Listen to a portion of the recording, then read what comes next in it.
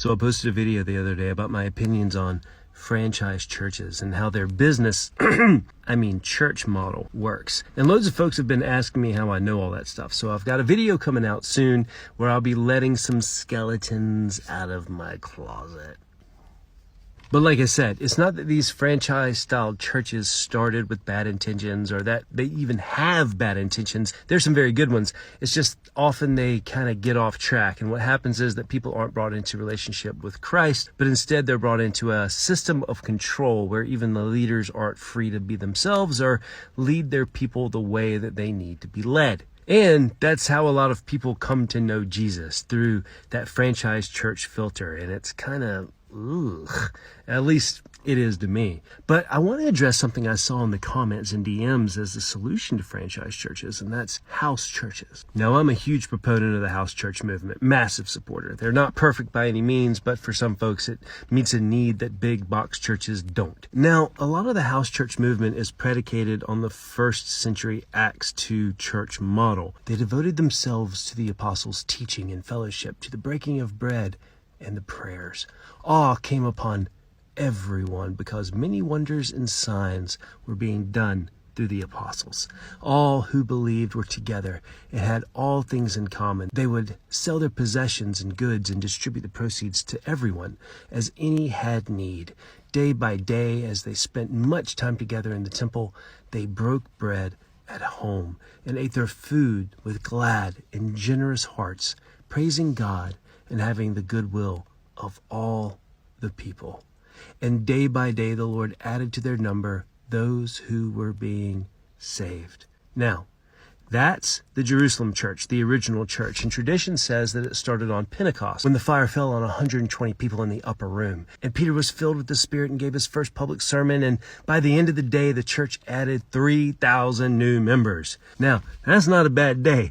And soon there were over 5,000 added. And that's just the men. That didn't include the women and children. But those big numbers wouldn't assemble together all at once. This is Jerusalem, yo. Rome ain't allowing large gathering of Jews whenever they could help it. So, this larger church collective subdivided into smaller groups, with these groups meeting in homes, sharing the gospel over food and drink. And they would also gather at the temple, as it was a large public space, so they could accommodate larger gatherings. But they still wouldn't be super huge, let's get the 5,000 member fam together and go hang out gatherings. Rome would crap a brick over that. So that wasn't happening. So the intimate work of the church would be done in house churches, and they would be collectively overseen by a bishop appointed by the apostles and other leaders. And this house church movement spread this growing faith to other villages, towns, and cities fast. Needless to say, these meetings were nothing like today, with our giant buildings packed full of AV equipment rivaling a Taylor Swift concert. There were no pulpits, no sermons, no worship sets, no choirs, no shining offering plates, no Sunday schools, no membership forms, and definitely no street canvassing programs. And oh yeah, the Bible didn't exist yet here the faith was exploding. And most house churches were around 15 to 20 people. The agenda was simple worship, prayer, the practice of spiritual gifting, fellowship, breaking bread together, baptism for new believers, teaching, letters to be read, and making sure the widows and the poor were supported. And sometimes, like when someone like Paul would roll into town, larger halls would be rented for a week or two to accommodate crowds, or the public squares would be used. But most importantly, because of house churches, Christianity was spread through families and thus the wider community. And I agree, that all sounds really enticing. In the ancient world, nearly all life centered on the home, and it was the norm for multiple generations of families to live within one house. So when a household became a church meeting site, normally the authorities in the household became leaders of the church, men and women. Now, this is where some folks love to get their underwear all bunched up, but Paul and early church fathers mentioned quite a few women in leadership in these early churches. Examples off the top of my head are Persis, Apphia, Lydia of Thyatira, Philip's daughters, Ammia of Philadelphia, Philomene, Julia, Nereus' sister, Nympha of Laodicea, Perpetua, Maximilla, Priscilla, Eunia, Photini, Phoebe and Quintilla. And I'm missing some, and there are plenty of legends of Mary Magdalene leading churches in France. So yes, women were indeed in leadership in these first churches. And there was such an abundance of women flocking to the early churches because of this, that Celsus, a 2nd century opponent of the faith, proclaimed that the church attracted only the silly and the mean and the stupid, with women and children. And about the same time, Bishop Cyprian of Carthage said in his Testimonia that Christian maidens were very numerous and that it was difficult to find Christian husbands for all of them. So you have these house churches that are growing like wildfire, made up of people across varying social, gender, political, and racial lines. And a lot of these folks are coming from different religious backgrounds, even from differing sects within Judaism. I mean, it's amazing, and it's amazing to examine this early church history. But what happens when you put together a whole bunch of people in families like that? Come on, let's be real.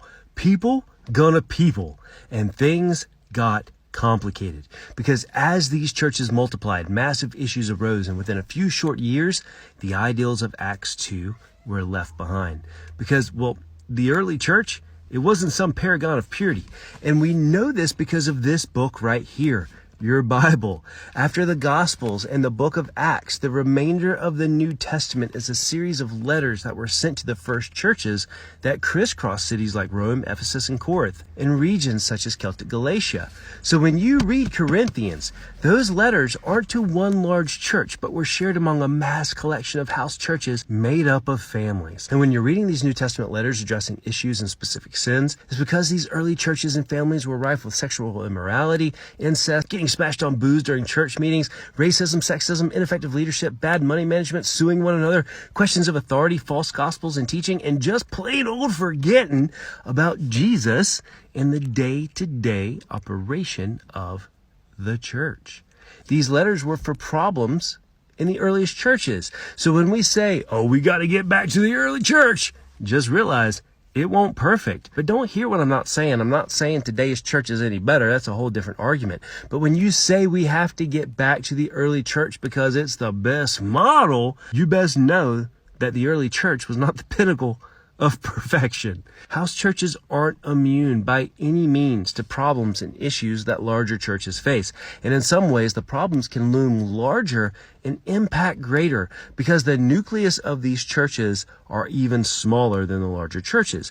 And I've known tons of house churches that have went sideways because of psycho control issues, money issues, affairs. I mean, imploding in ways that boggle the mind. So house churches aren't perfect. The evidence is literally in your hands. It's why Jesus himself wraps those early churches across the knuckles in Revelation. So when we say we got to get back to the early church, stop reminiscing for an idle past. It really didn't exist. Those churches had really rough issues. We can learn lessons from the early church, but we're not supposed to return to it, because while we can look to the past, we're not supposed to return to the past. It's not about franchise churches, house churches, mama and pawpaw churches, standalone churches, or anything else. Because no church is perfect. Some are better than others, absolutely, but people are different, so we need different types of churches.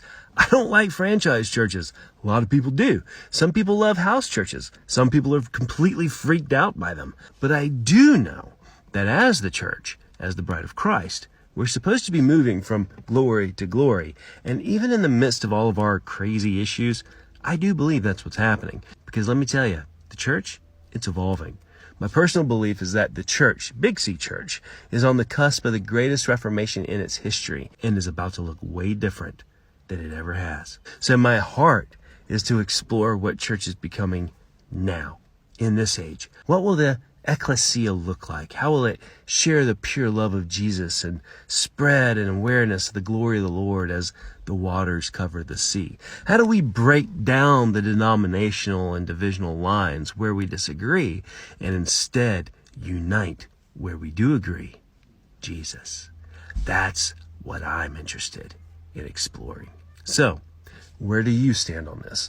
Where do you think the real church is going? What do you think the real church might look like in 50 years? So let me know your thoughts, leave a comment, and check my links for more.